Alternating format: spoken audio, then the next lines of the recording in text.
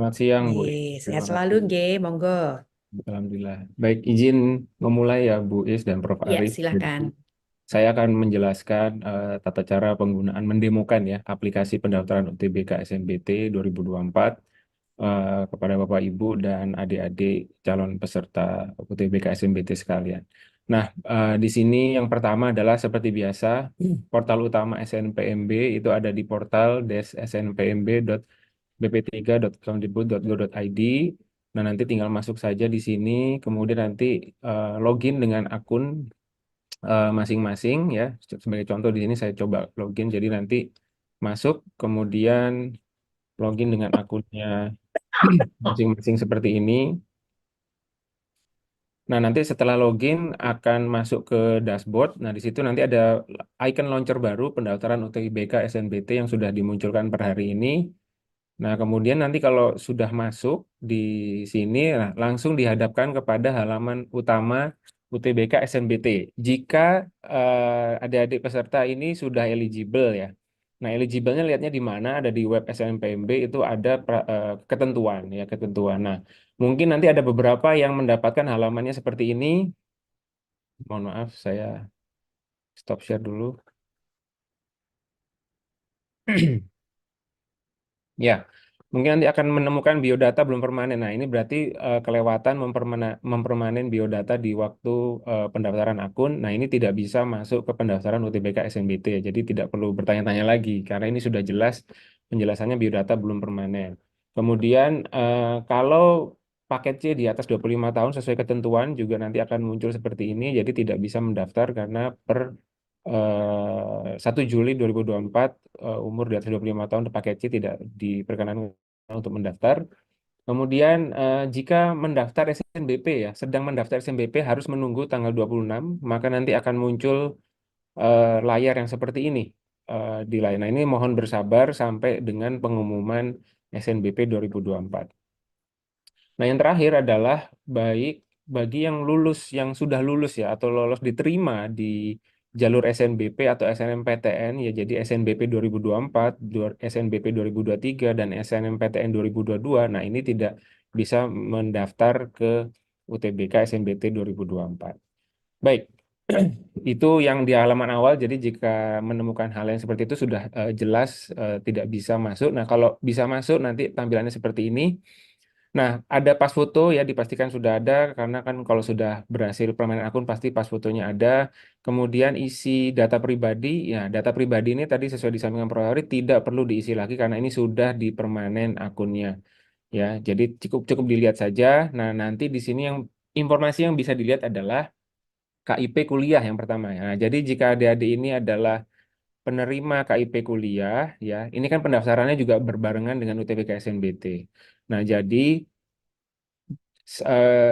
login dulu ya ke aplikasi pendaftaran UTBK SNBT ini, kemudian baru masuk ke KIP kuliah. Nah, nanti ketika di KIP kuliah nanti akan dilakukan flagging ya, flagging. Jadi kalau seperti ini kan Anda tidak memiliki nomor pendaftaran KIP kuliah dan harus membayar biaya UTBK. Nah, berarti ini belum terdaftar. Nah, kalau memang merasa saya adalah penerima KIP kuliah, nah silahkan ke KIP kuliah, nanti akan ada prosedur sendiri di sana. Nanti KIP kuliah akan melakukan flagging ke sistem ini. Jadi nanti diupdate aja, di refresh aja kalau memang sudah ada konfirmasi dari KIP kuliah. Nah, contohnya misalnya ini ya, saya KIP gitu, tapi ini kok belum. Nah, jangan buru-buru mendaftar UTBK sampai bayar sendiri gitu kan ya, karena ditunggu saja, bersabar, jangan buru-buru. Nanti setelah dari KIP kuliah, nanti akan berubah statusnya seperti ini. Ya, jadi nanti akan berubah menjadi hijau. Nah, ini ya, seperti ini. Nah, berarti ini saya sudah terdaftar eh, gratis biaya UTBK. Nah, jadi saran saya jangan buru-buru langsung bayar UTBK karena pengen nggak tidak ketinggalan gitu ya. Diurus dulu KIP-nya. Nah, cuman ada lagi kasus lain. Ini kategori satu ya. Jadi KIP yang terdaftar gratis biaya UTBK. Nanti ada lagi KIP yang kategori dua, yaitu penerima pendaftar KIP, cuman harus membayar biaya UTBK. Nah, ini di sini sudah ada tulisannya jelas. Mohon maaf, Anda tidak memenuhi peraturan Menteri Keuangan dan seterusnya dan harus membayar biaya UTBK. Jadi statusnya adalah penerima KIP kuliah terdaftar tetapi maaf, terdaftar KIP kuliah tetapi bayar biaya UTBK. Nah, ini nanti yang perlu dipahami oleh eh, rekan-rekan penerima KIPK. Baik, saya lanjutkan. Nah, di sini selanjutnya adalah apa yang harus dilakukan. Kita harus mengisi data orang tua secara lengkap ya. Jadi silakan diisi misalnya seperti ini, nama ayah, nama ibu, kemudian pendidikannya, ayah dan ibu, kemudian pekerjaannya, misalnya ya. Ini silakan diisi. Kemudian penghasilannya juga silakan diisi secara lengkap dan sebenar-benarnya. Jumlah tanggungan juga silakan diisi. Kemudian di sini yang terakhir adalah kebutuhan khusus yaitu untuk peserta tunanetra atau buta dan daksa. Nah, jadi kalau memang rekan-rekan memiliki disabilitas silakan dicentang saja. Khusus tunadaksa tinggal centang saja, tidak perlu surat pernyataan. Tapi khusus tunanetra, nah ini silahkan. Di sini pastikan memang tadi sesuai ketentuan yaitu hanya yang buta saja, bukan low vision. Nah, ini yakin kemudian nanti silahkan diunggah di sini ya. Jadi unggah. Nah, terus saya mengunggah apa? Nah, formulir template-nya sudah disediakan di aplikasi. Jadi silakan mengunduh di sini, mengisi datanya, dimintakan tanda tangan dan stempel ke kepala sekolah atau wakil kepala sekolah, kemudian nanti diunggah di sini. Ya, silakan diunggah di sini. Ya, saya klik, saya upload di sini. Misalnya ini surat pernyataan tunanetra ya. Nah, saya unggah. Nah, seperti ini nanti berkasnya sudah muncul, berkas bukti tunanetra. Nah, gini ya. Nah, ini jika memang ingin menyatakan diri sebagai peserta tunanetra sehingga nanti mendapatkan fasilitas khusus. Kalau tidak ya tidak perlu dicentang seperti itu. Nah, kemudian setelah langkah melengkapi biodata, nah ini silakan direview biodatanya terutama isian KIP kuliah tadi sama data orang tua dan kebutuhan khusus ya. Dipastikan lagi terakhir konfirmasi dan simpan permanen gitu ya. Nah, mungkin ada pertanyaan, apakah KIP saya masih bisa di-set setelah saya simpan permanen biodata? Nah, itu jawabannya masih bisa. Jadi misalnya saya waktu simpan permanen biodata, KIP saya itu masih tidak terdaftar.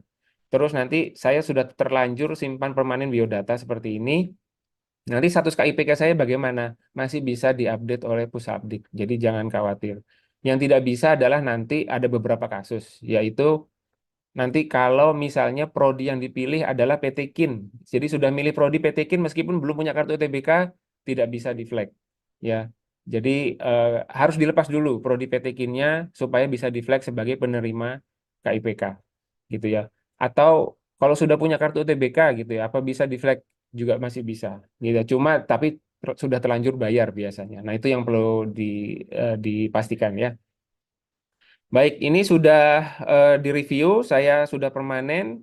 Nah, sekarang tahap kedua adalah memilih program studi. Nah, tadi sudah dijelaskan panjang lebar tentang kombinasi pilihan dari 4 program studi, jadi saya tidak menjelaskan lagi, cuma cara mengisinya saja. Nah, di sini karena saya adalah bukan KIPK, gitu ya, bukan KIPK, maka saya bisa bebas memilih program studi di sini perguruan tinggi, termasuk di sini Universitas Islam, ya UIN atau PT KIN.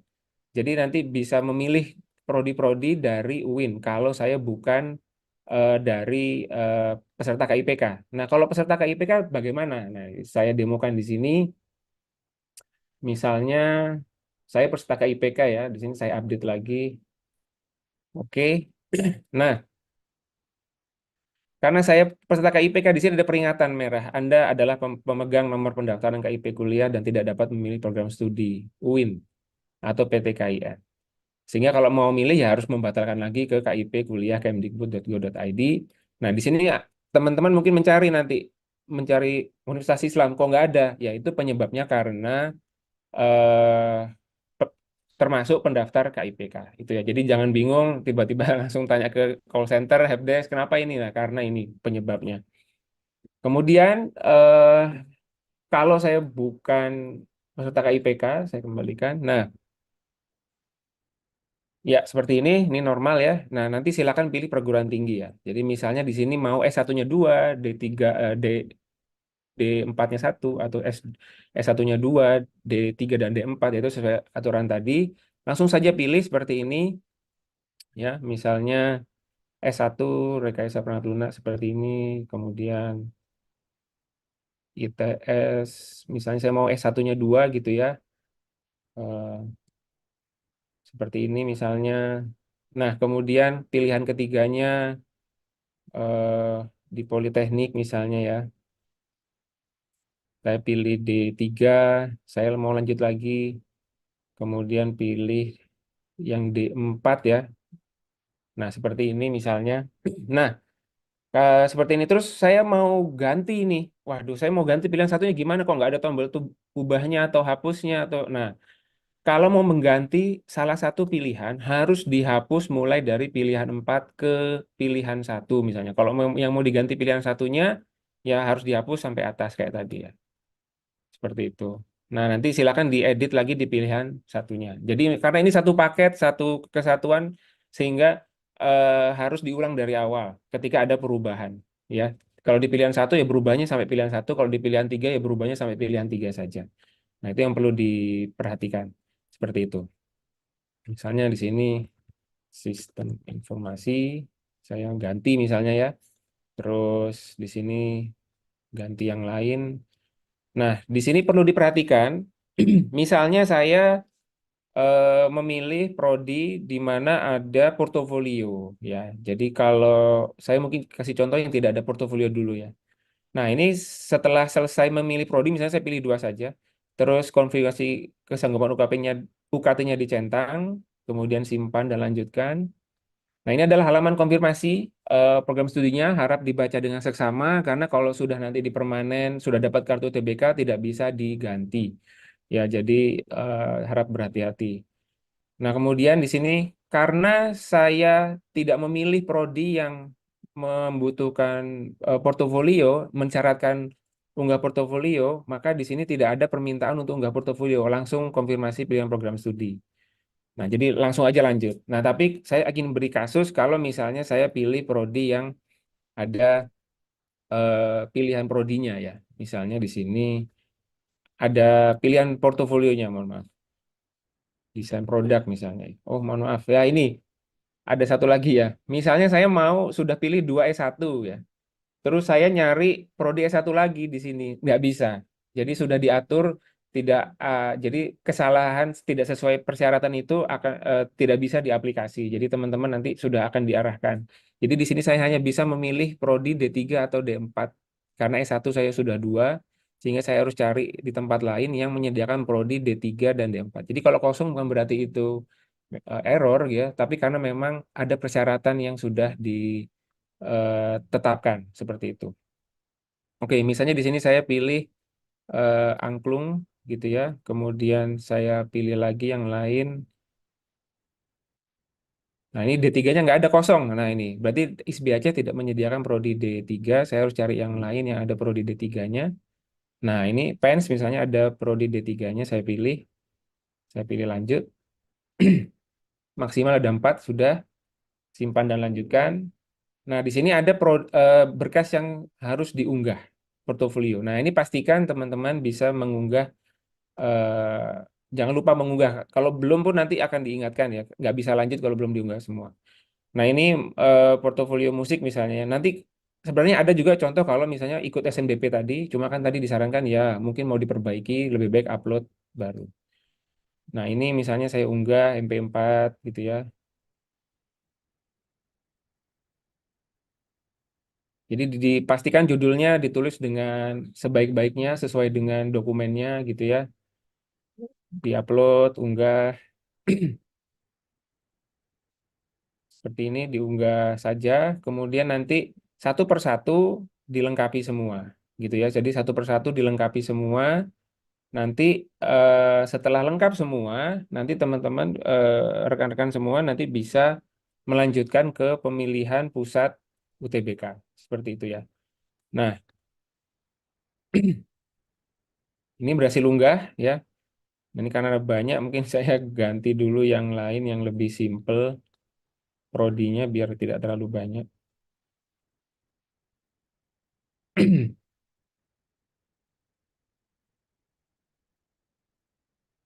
Baik, Karya seni saja. Oke, jadi masih bisa berganti-ganti prodi ya, selama belum memiliki kartu UTBK ya. Oke, di sini nah gambar naratif misalnya ya. Nah, terus saya upload di sini eh, hasil portofolio saya upload. Nah, ini sudah pastikan terunggah ya. Jadi setelah mengupload, di-download lagi, dilihat apakah filenya sama dengan yang diunggah. Nah, itu untuk memastikan saja file yang diupload itu tidak rusak. Jadi silakan dicek dan ukurannya apakah sama dan itu nanti bisa dicek sendiri ya. Oke, kalau sudah yakin dengan portofolio dan pilihan program studinya seperti ini, tahap ketiga adalah memilih pusat UTBK. Ya. Nah, di sini sudah ada review data pesertanya, kebutuhan disabilitas dan status KIP-nya. Nah, di sini silakan pilih pusat UTBK-nya. Ya, pusat UTBK-nya apapun di sini ya, ada banyak. Nah, kemudian saya simpan dan lanjutkan. Oke, nah di sini masih diminta konfirmasi lagi apakah sudah yakin ya memilih pusat UTBK ini karena nanti ini tidak bisa diganti kalau sudah berhasil kartu UTBK-nya gitu ya. Nah, ini saya simpan permanen pusat UTBK-nya, di sini konfirmasi akhir apakah yakin karena nanti tidak dapat diubah. Kecuali nanti ketika pusat UTBK yang dipilih tadi penuh, nanti bisa kembali memilih pusat UTBK yang lain. Oke, nanti muncul antrian seperti ini. Nah, kalau ada antrian seperti ini sebenarnya bisa ditinggal gitu ya, tapi ini biasanya cepat saja.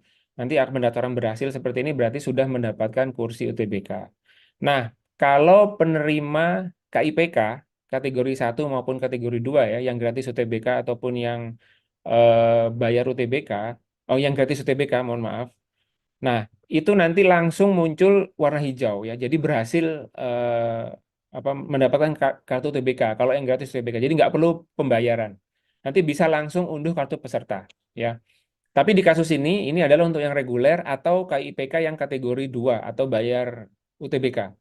Nah, di sini nanti silakan rekan-rekan mengunduh slip bayar di sini ya. Jadi ada slip bayar yang bisa diunduh. Nanti muncul slip bayar ya. Bentar.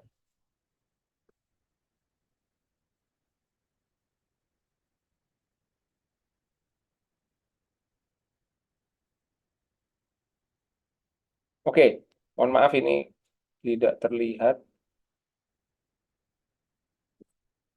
Ya, jadi nanti ada slip bayar yang kode pembayarannya itu adalah seperti ini ya. 905642661 ini contohnya di sini. Kemudian nanti ada NISN. Nah, di slip bayar ini ada NISN. Nah, kemudian eh, silakan pergi ke Bank Mitra atau menggunakan channel-channel online untuk membayar ya dengan memasukkan NISN dengan kode bayar. Jadi nanti sudah ada perintahnya ya. Jadi di sini saya kasih contoh, saya melakukan pembayaran ya, NISN-nya dimasukkan, kemudian kode pembayarannya dimasukkan ke channel pembayaran tersebut, kemudian di set bayar melakukan pembayaran ya. Nah, nanti di sini kalau saya refresh, nah di sini muncul terbayar. Nanti bisa melalui Bank BNI, Mandiri, BTN, BRI, BSI gitu ya.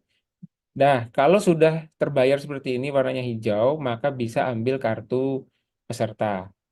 Nah, kartu pesertanya seperti ini ya, jadi nanti bisa dilihat. Nah, silakan dicek dan disimpan ya. Jadi ada nomor peserta gitu ya. Saya zoom dulu. Di sini ada nomor peserta, nama pesertanya silakan dicek, tanggal lahir, NISN, jadwal UTBK-nya ada di sini, lokasinya, pilihan prodinya ada di sini semua. Nah, terakhir silakan disimpan kartu pesertanya dalam bentuk PDF. Jadi kira-kira seperti itu. Nah, sampai di sini sudah selesai. Nah, yang perlu diperhatikan tadi adalah pembayaran. Jadi kalau misalnya saya daftar UTBK-nya itu penutupannya kan di tanggal 5 April jam 15.00, kemudian saya mendaftarnya di jam 13. Nah, slip bayar itu berlaku bukan 2 kali 24 jam, berlaku hanya 2 jam. Nah, jadi Hmm, dipastikan ya, jadi jangan sampai mepet, karena kalau mepet ya terus nggak sempat bayar, maka hilang kesempatannya. Nah, tetapi mungkin ada pertanyaan, kalau saya berhasil bayar, kartu pesertanya nunggu apakah ditutup tanggal 15 jam 15? Tidak. Jadi setelah jam 15 pun masih bisa diunduh kartu pesertanya. Jadi jangan khawatir, yang penting berhasil bayar sebelum jam 15. Ini bagi yang memang mepet gitu ya, tapi tidak kita harapkan untuk mepet. Baik, kira-kira seperti itu Bu Is, penjelasan oke. dari saya. Terima kasih. Baik, nggih, terima kasih Pak Rizky. Ini apa mudah diikuti dan sudah sangat jelas. Tapi tadi kata poin terakhir tadi Pak Rizky ya, Prof. Arif, saya mohon izin langsung ke Pak Rizky. Jadi 2 kali 24 jam itu yang normal. Yang Tapi normal. kalau misalnya daftarnya baru tanggal 5 April, jam tadi disampaikan jam 2, maka sisanya berarti bukan 2 kali 24 jam, tapi tinggal 2 jam karena waktu penutupan terakhirnya itu adalah 5 April pukul 15. Demikian ya Pak, Pak, Betul, Pak Rizky. Ya, betul Bu Is. wah Baik. ini penting banget ini teman-teman. Jadi kalaupun diberi kesempatan sampai dengan 5 April nanti itu adalah sudah pintu gerbangnya ditutup. Pintu gerbangnya ditutup. Tapi pintu gerbang ditutup itu termasuk pembayaran tadi. Padahal itu ditunggu 2 kali 24 jam untuk mengkeep kursi yang dipesan oleh teman-teman yang akan menjadi peserta. Baik, terima kasih.